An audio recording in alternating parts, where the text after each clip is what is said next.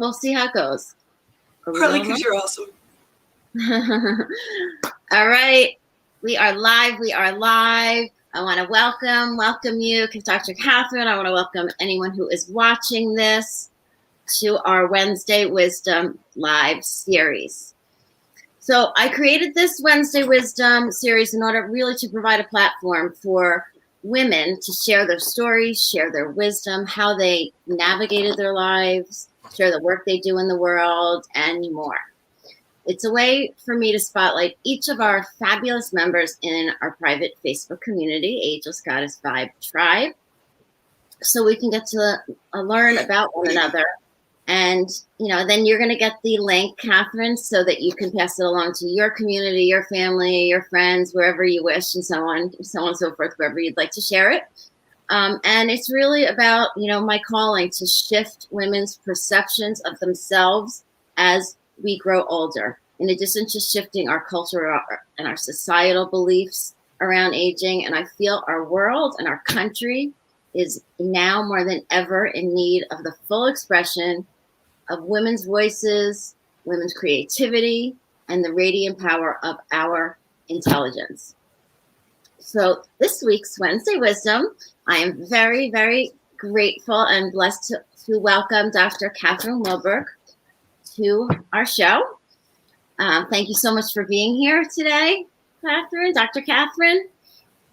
Love it. You're one of my favorite people, but I think you know that. So I'm quite happy to be here. As you are one of mine. We met through this lovely Zoom world and became friends and really share a lot of the same mission, which I love. So I'm going to just give you a little background on Dr. Katherine before she starts to tell us about herself. So, okay. Dr. Katherine is a women's empowerment coach, speaker, and organizational leadership coach. Dr. Katherine helps women who have felt minimized, whether by themselves or by others, to discover, step into, and build on their personal strengths and unique greatness, creating personal empowerment to accomplish their dreams through her reframe, rewrite, redesign empowerment method. Dr. Katherine has a Doctor of Management in Organizational Development and Change. While studying and researching for her doctorate, she discovered how closely organizational health, success, and sustainability mirror individual health, success, and sustainability. Dr. Katherine contributed a chapter called Reframe, Rewrite, Redesign to the book The New Female Leader, a woman's book for dynamic leadership skills, published in 2020. She plans to have her own book for individual women's empowerment available on Amazon before the end of 2021. Yay, can't wait for that. So we're going to start with Dr. Katherine sharing a little bit of her story, her personal empowerment, and about her own reframe, rewrite, redesign empowerment method. And I love that. I love the reframe, rewrite, redesign. I mean, I think so much of my work and the work around living agelessly is about reframing what we've been conditioned to believe. So yeah, I'm going to give you a few minutes really to just share your story, share something about, your history and how you got into this work and what it's all about. Oh, Liz, thank you.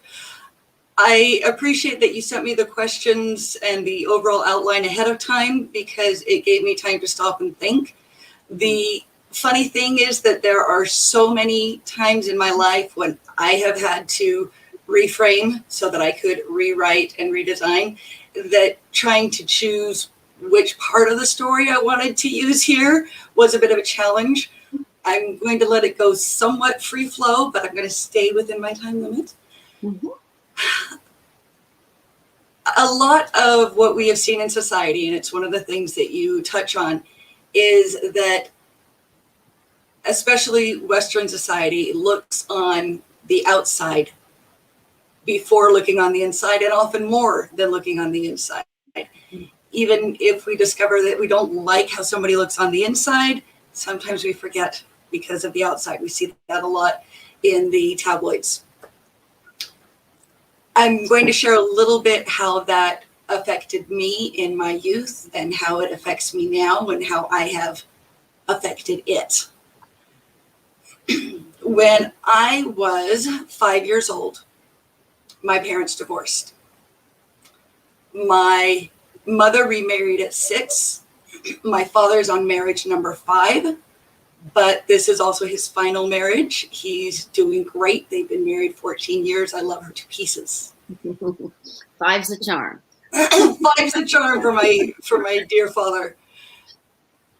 The interesting thing about it is there are things that we internalize as kids that sometimes we don't understand how it started until we're adults. I look exactly like my mother at this age. When I was growing up, I looked exactly like my mother. I remember when I was very young, I never felt pretty. I never felt beautiful. Yet I looked at my mom and I thought she was so pretty.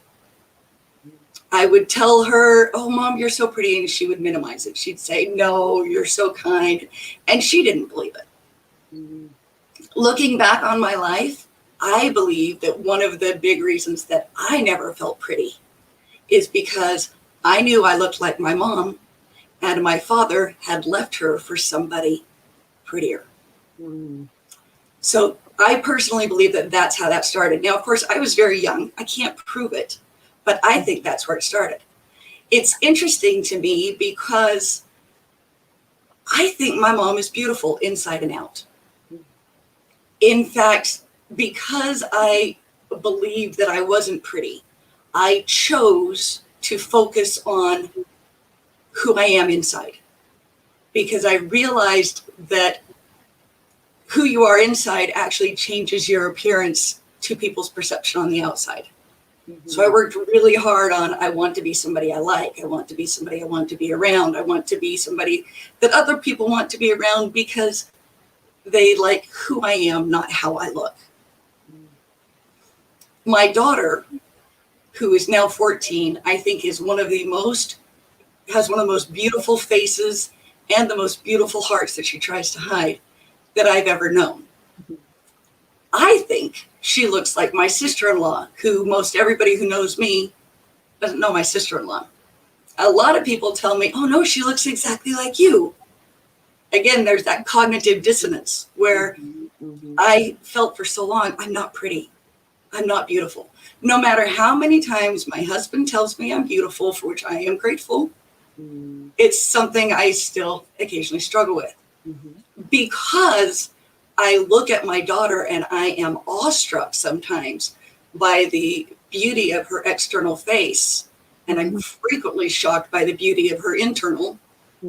It's helping me to reframe and say, well, if she looks like me and she's gorgeous, I must be beautiful. That's it.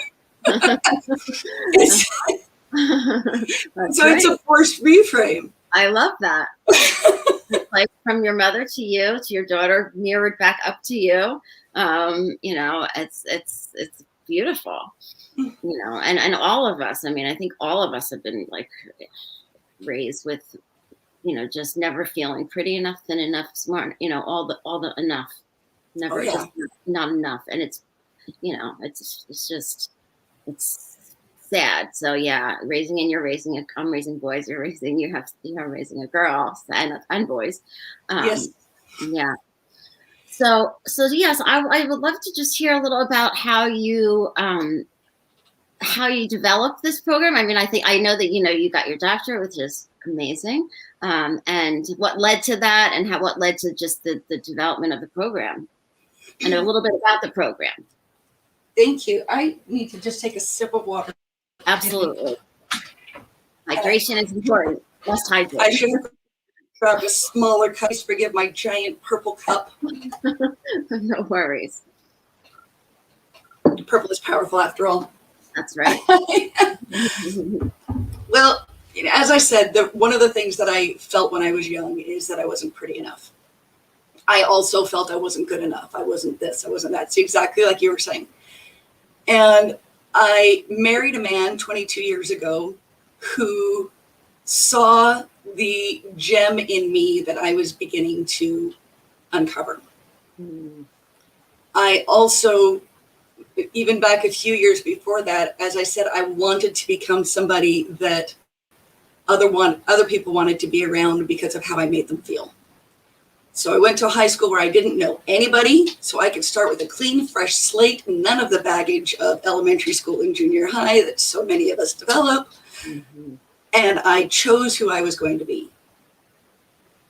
After being married to my husband for several years and him telling me to be able to step into myself and really enjoy who I am, I began to really look at the people that I admired from high school and beyond. Look at them and say, so what do I like so much about these people? What's admirable? And this is how the reframe started for me. That I began to see, oh, I like this about this person, and I do it too.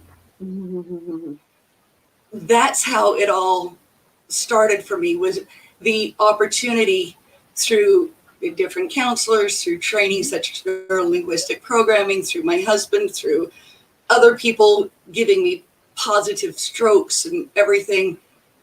And then me being able to turn that on them and say, how do you not see how amazing you are? And be able to go through with people, okay, tell me about your day. One of my favorite people who lives just a little over an hour away from here has a high school degree, not a college degree, a lot of farming experience, a lot of experience with animals, heart big enough to encompass the whole world, and she often does. And yet she looks at herself as insufficient, not good enough. I learn from her every time we talk.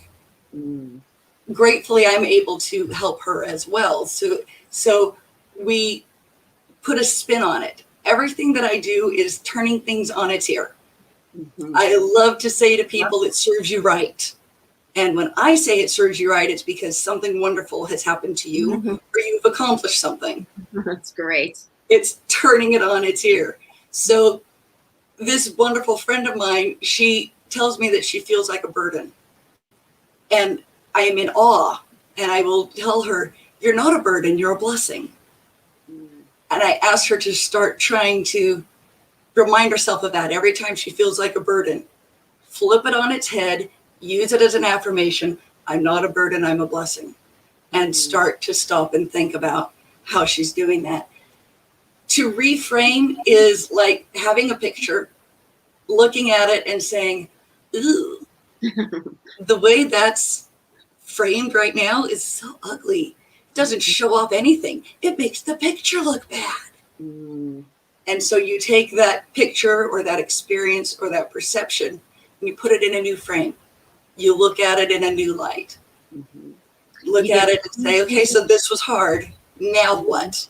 And you give it new language. Like you give it that's the rewrite. You give it the new language in order to replace.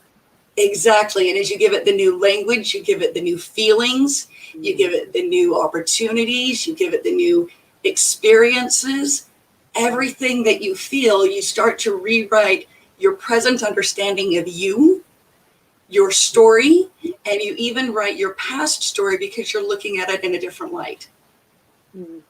Something I haven't touched on is I did experience a couple different types of abuse in my life. Some, you can get abuse from all kinds of places, but I did experience some pieces of abuse in my life.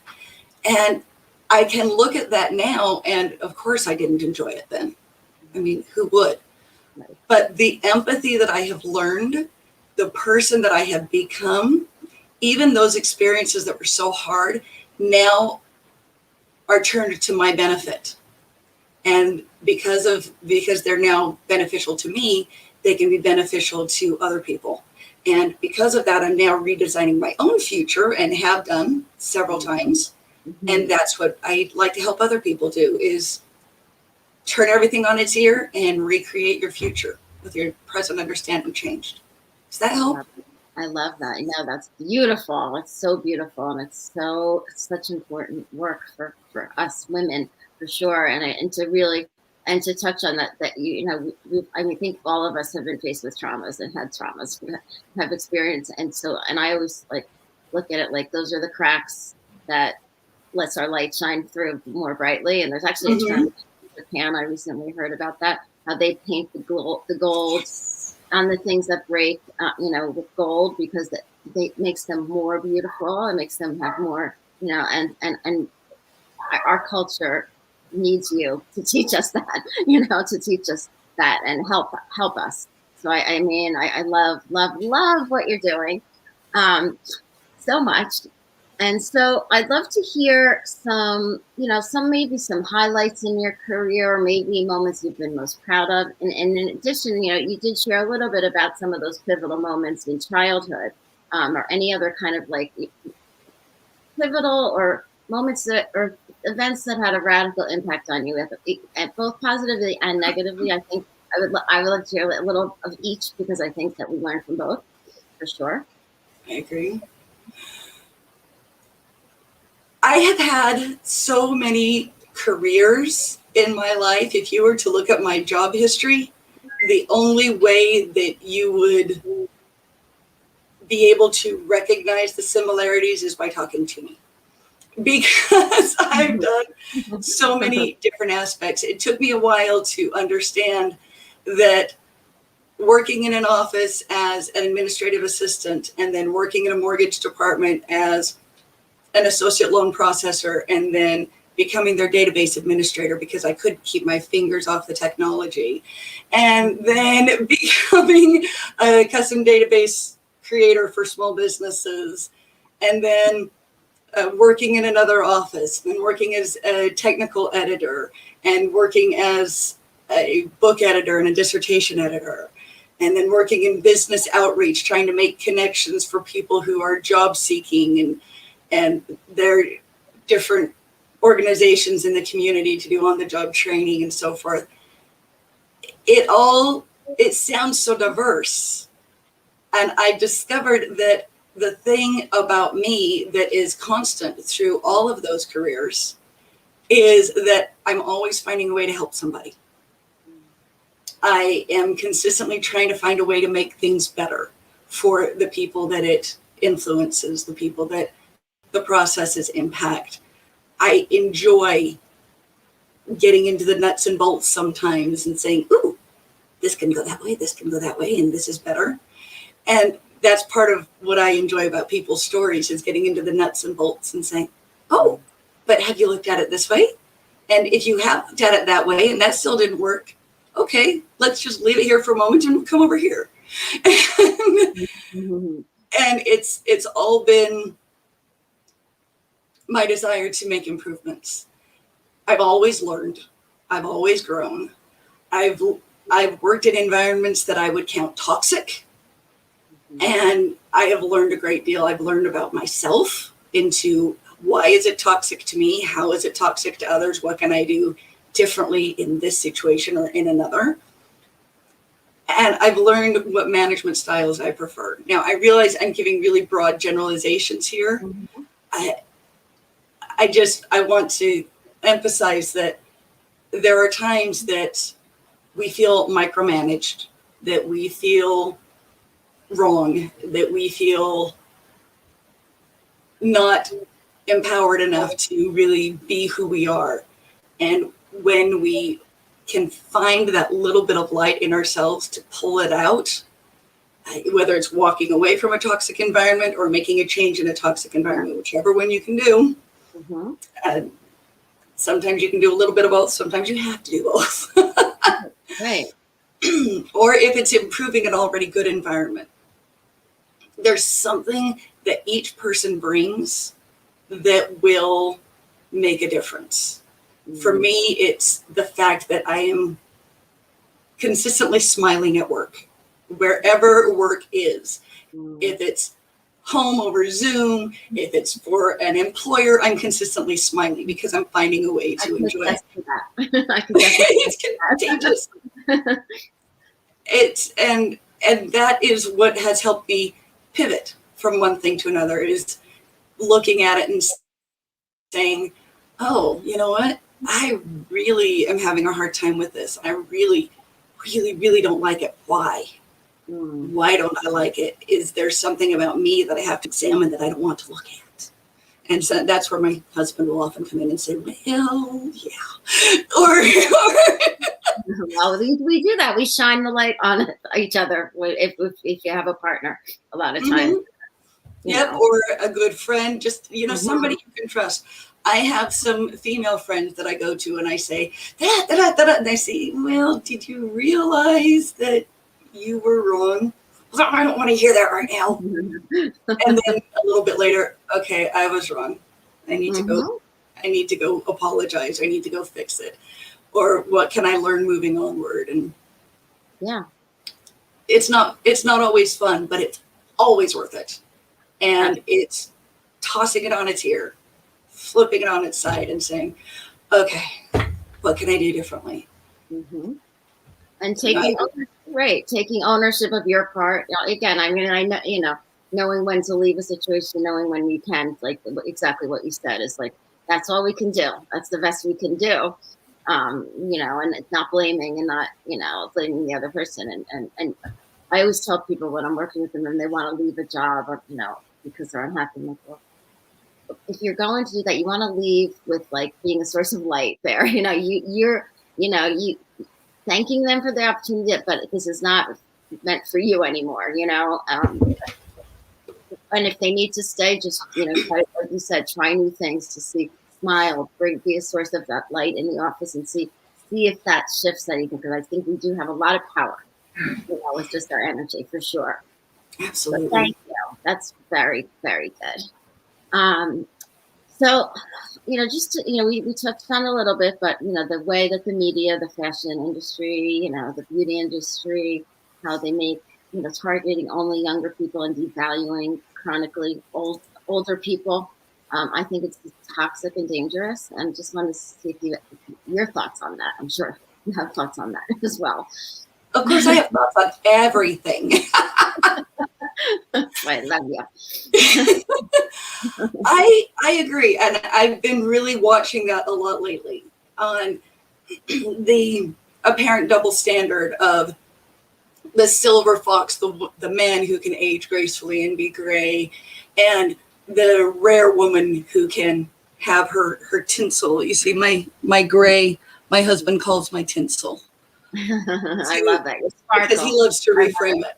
Yes. I love it.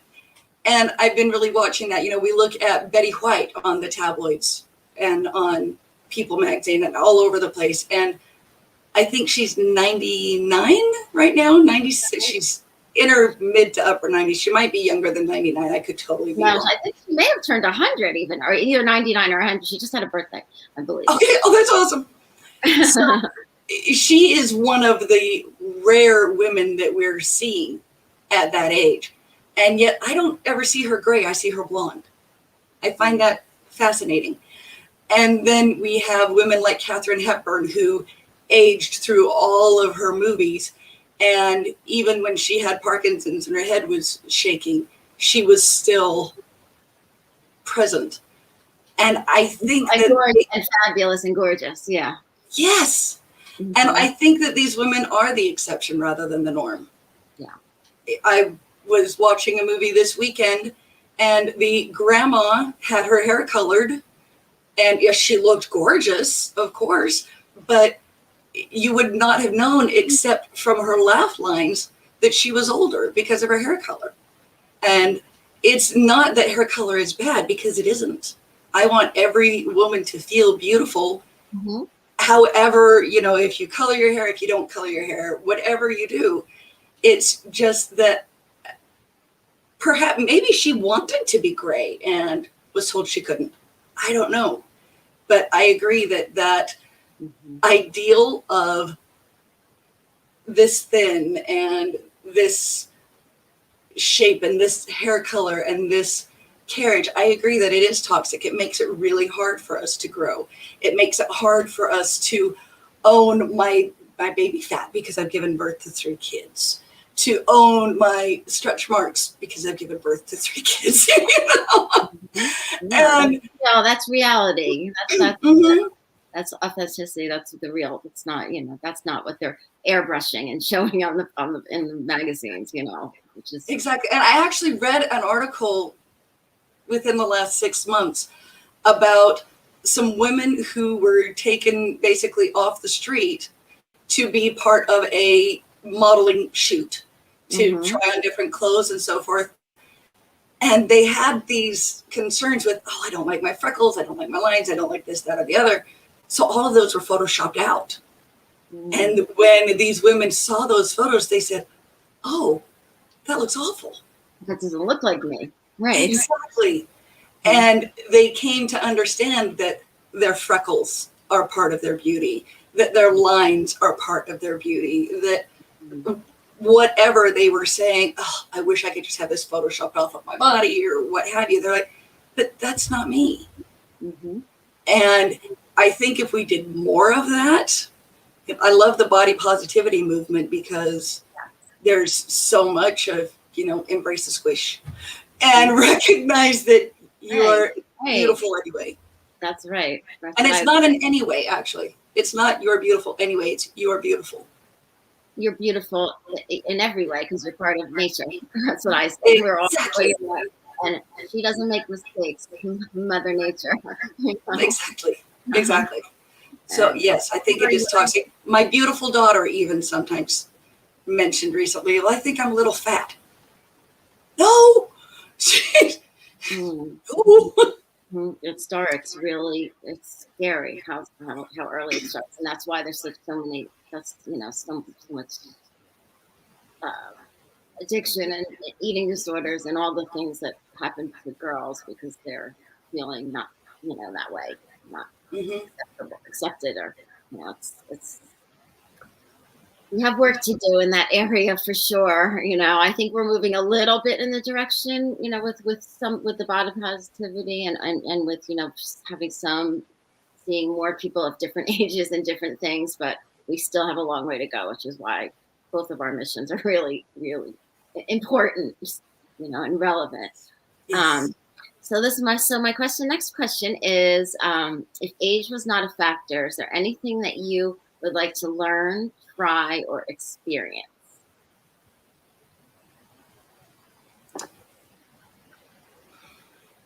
This is something that I've somewhat thought about. And in truth, when I was 19 and early 20s, I was learning ballroom dancing. I would love to return to that. There are other women my age who have done such things and have, really excelled. And oh my goodness, how very strange for my voice to run away. Well, that's something we could discuss offline. One of those, something that I really, really wanted. It feels difficult, so my voice changes. That's interesting. Yeah, interesting. The resistance. Yeah. But I love to get into ballroom dancing big. That would be really fun. It's one of those things that's really easy to brush off. I can say it as much as I want. My husband could even say, well, let's make it happen. And I might still find a way to brush it off. So it's an interesting thing, but I would love that. Okay. Well, now that I know it, I'm going to try to keep asking you about it when you're going. It's one of those things actually that in the research I'm doing for living agelessly and not aging, but just being well and you're expanding your health span is dancing and learning new things, and especially when you're using your body to coordinate the right and the left side of the brain. So it's good for your brain health too. So bring on the dancing shoes, definitely. So we're going to do a speed round in a moment, but I'm going to ask you just a couple other questions. So, sure. I know that you've definitely talked a little bit about this, but talking about how if you could populate the waters for the children coming up, for your grandchildren, for your children and your grandchildren and your great grandchildren, and future generations, what is something that you most want them to learn and to kind of get right? And what would you hope for them, like from a young age, to learn? This is something that I thought about, and I actually typed up my notes because it's such a powerful thing for me. I would like every child, every person in truth, but start with the youth, every child to know you have greatness in you. Every person that you meet has greatness in him or her. You are worth the time and the effort and the praise and the love for you to be able to step into your greatness. You have the opportunity to give that same blessing to people you meet. Everybody has greatness. Everybody has challenge. If you can greet every person you meet with empathy and love and recognize that this person you meet has something to offer and you have something to offer this person, everybody can lift the world. I think that's what I want them to know. I love that. It's beautiful. And I completely agree with you for sure. And yeah, I mean, it's tough. It's like as you're growing up, you don't really, a lot of us don't have that. It's not internal that we have that internal kind of endorsing ourselves. We kind of need to endorse each other. And then as we, as hopefully as we grow older, we can begin to endorse ourselves too, right? Mm-hmm. Okay, so we're going to do a speed round. First, okay. If you weren't a doctor and a coach and I don't know if you call yourself a coach, empowerment coach. Yeah, I'm a coach. I'm not a therapist. My doctorate is in management, not in counseling. Okay. Empowerment coach. What would you be doing instead? Probably finding a way to do it, because quite frankly, I love finding ways to help people reach their next level of greatness. When I was editing people's dissertations, I called my company Helping Authors Improve Writing. And the goal was to basically make myself obsolete with each individual so that every client would say, oh, look at how much better I am at expressing my ideas and my thoughts that were on my heart all along. It's something that I try to take wherever I go. So I would continue finding a place where I could help the individuals see their greatness and help the leaders see that the strength of their organization is in the individuals. That's just a quick little tangent. The thing about my organizational development and change degree, I went into it with the idea of helping Army Reserve component family programs. I came out of it with the recognition that the things that we do with individuals affect the organization, and the things that we do with the organization affect the individuals. Although I had known that on some level, the doctor really solidified it. And that's why I work with individuals and with leaders to help them see what they can offer each other and how to really become strong. I could go off on that forever, but that's great. Yeah. So you'd still be being a helper and a fixer and and that's great. I would say I can't help myself, but it's a choice. Yeah, but I think we were all kind of given some sort of purpose like that. It changes over time, but I agree. Right? Okay, so first job growing up.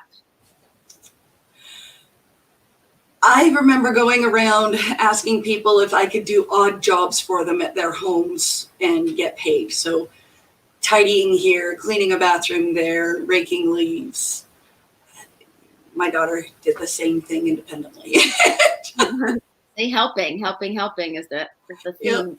And then I became an independent representative for Watkins at age 15. Wow. Kind of crazy. It's eons ago.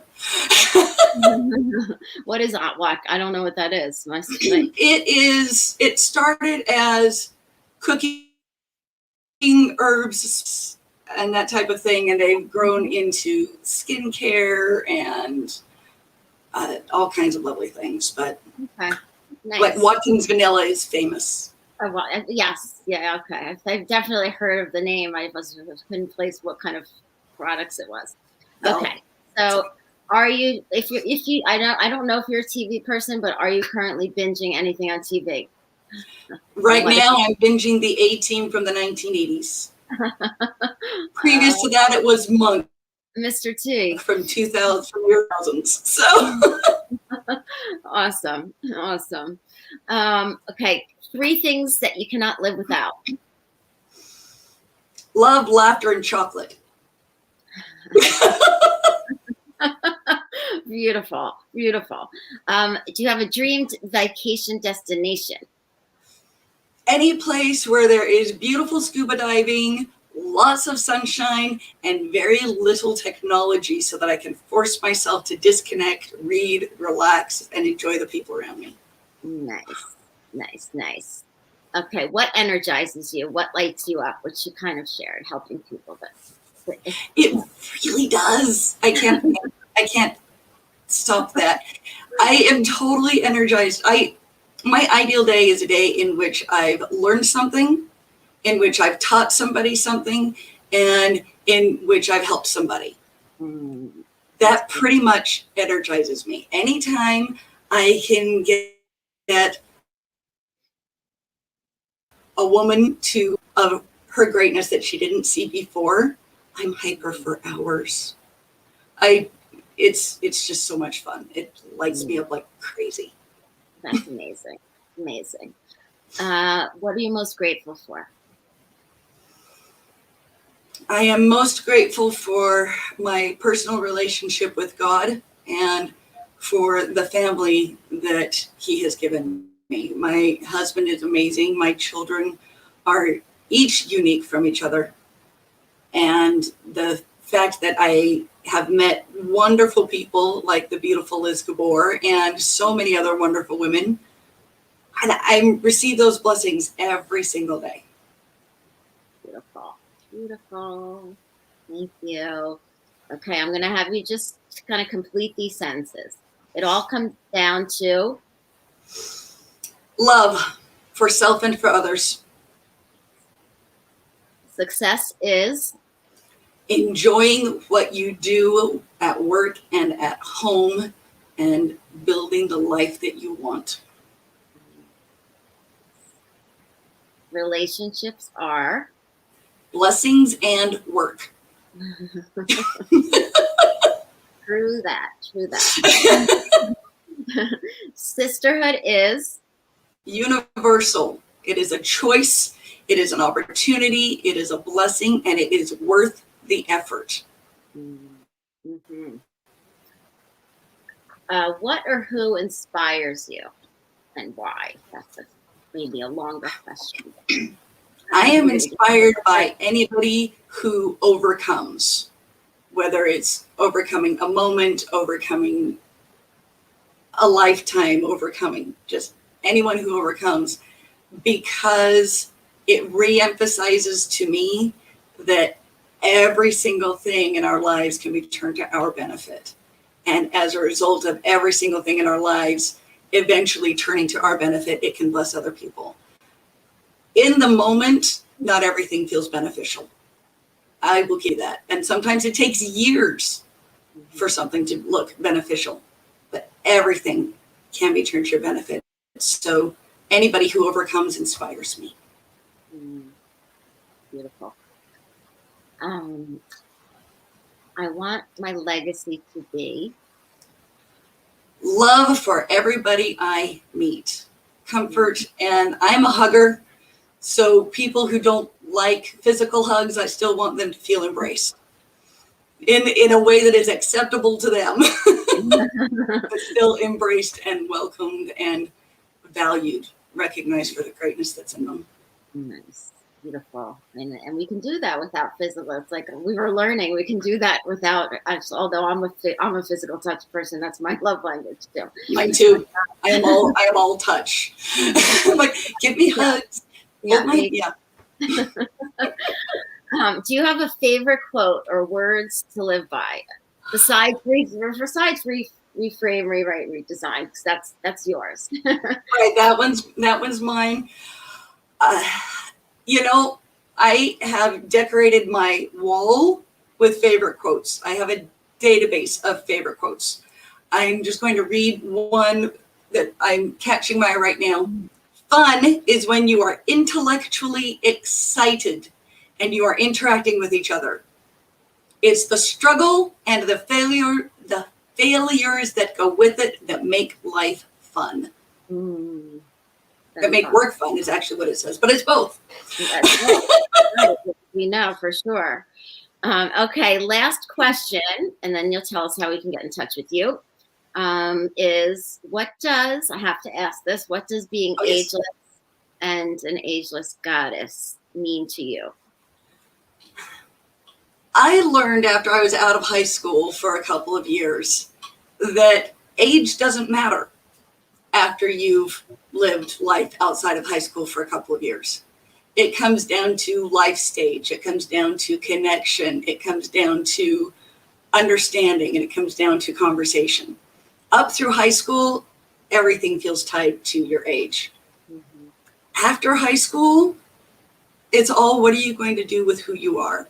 What are you going to do with the people with whom you interact? And the number represented by our birth certificate doesn't have to be the number represented by our hearts.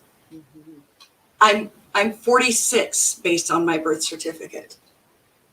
Based on the people I'm around, sometimes I'm 15.